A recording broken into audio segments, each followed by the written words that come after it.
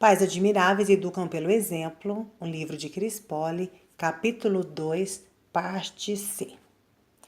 A Bíblia associa o cumprimento de regras ao amor. Nisso consiste o amor a Deus obedecer aos seus mandamentos. E aos seus mandamentos não são pesados. Isso tem sempre de estar claro para os nossos filhos.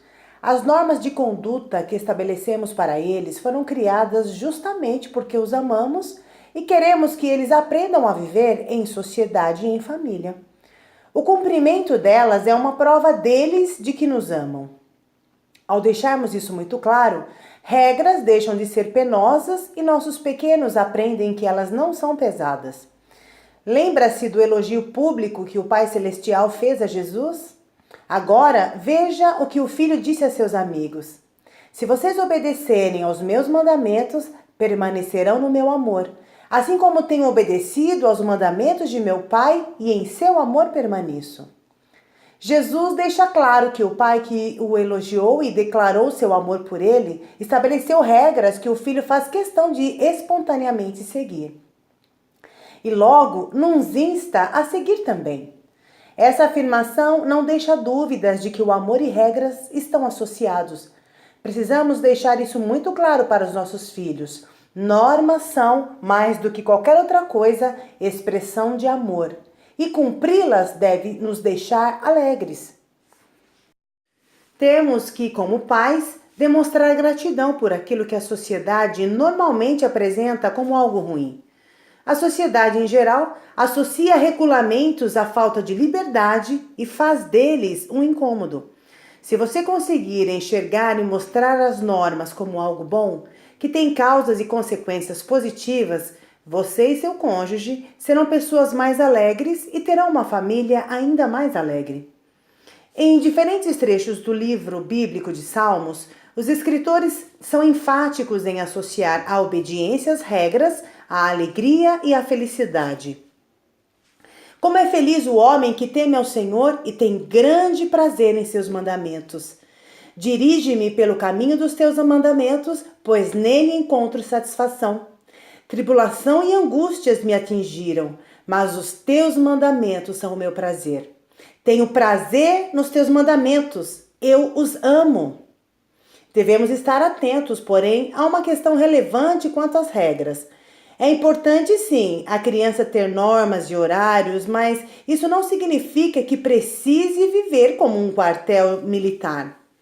Os cronogramas e a rotina são saudáveis, pois fazem a criança se sentir segura. Se ela quer brincar em uma hora imprópria, você pode falar: agora não é o momento para isso, é hora de tomar banho, pode brincar depois do banho. Isso lhe mostra que existe uma ordem. Você está apresentando uma sequência que transmite à criança, seja em casa ou seja na escola, transmite segurança. Mas se a rotina não for indispensável, tem de ser flexível. Outro bom exemplo é a criança acostumada a dormir com um travesseiro, um cobertor ou um ursinho preferido. Quando ela vai à casa da avó ou a algum outro lugar e um dos pais diz para não se esquecer de levar o objeto, está, na verdade, incentivando a inflexibilidade, pois o filho vai começar a entender que ter manias imutáveis pode ser saudável. Sabemos que as crianças têm um relacionamento afetivo com certos objetos, e o que de alguma maneira lhe transmite segurança. Mas se um dos pais incentiva, isso pode se tornar um transtorno obsessivo-compulsivo, que nos Estados Unidos, por exemplo, é o quarto diagnóstico psiquiátrico mais comum, depois das fobias, de abusos de drogas e da depressão. A falsa alegria. Agora que já vimos o que é a alegria, precisamos enfatizar o que ela não é.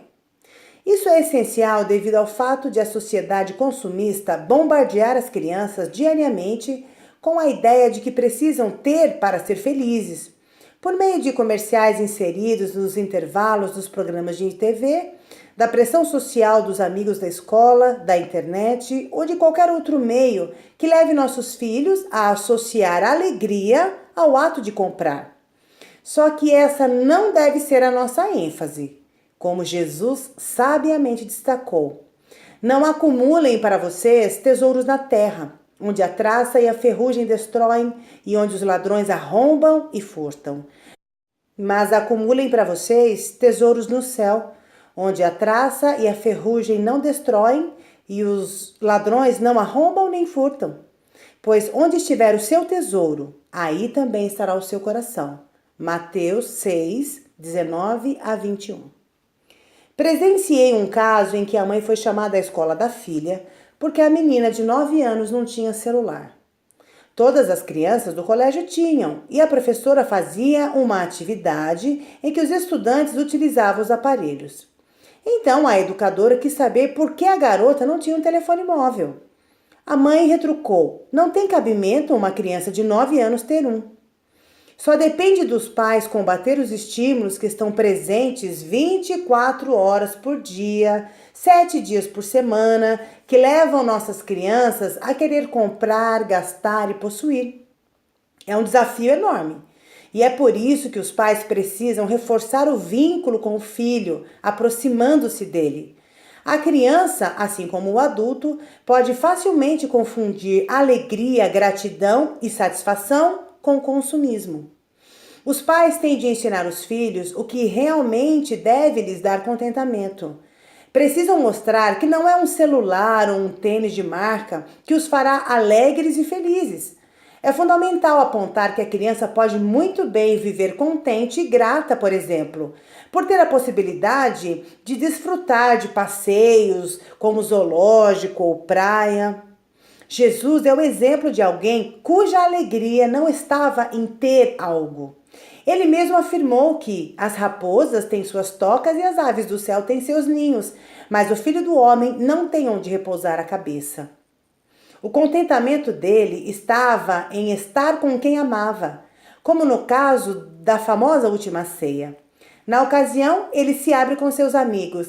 Desejei ansiosamente comer esta Páscoa com vocês antes de sofrer. A alegria por estar com quem se ama. Uma lição magnífica para nós e para os nossos filhos. A Bíblia mesmo é uma fonte inesgotável de boas lições. Repare um aspecto extremamente interessante na relação entre o Filho e o Pai Celestial que podemos aplicar diariamente em nossa convivência com nossas crianças. Já vimos que eles gostam de estar juntos, que o amor deles era notório e público. Era uma ótima relação, mas nem por isso o pai fazia todas as vontades do filho. Quando estava prestes a ser preso para ser torturado e crucificado, Jesus pede, não uma nem duas, mas 3 vezes, em oração que aquele cálice, o seu sofrimento, fosse afastado dele.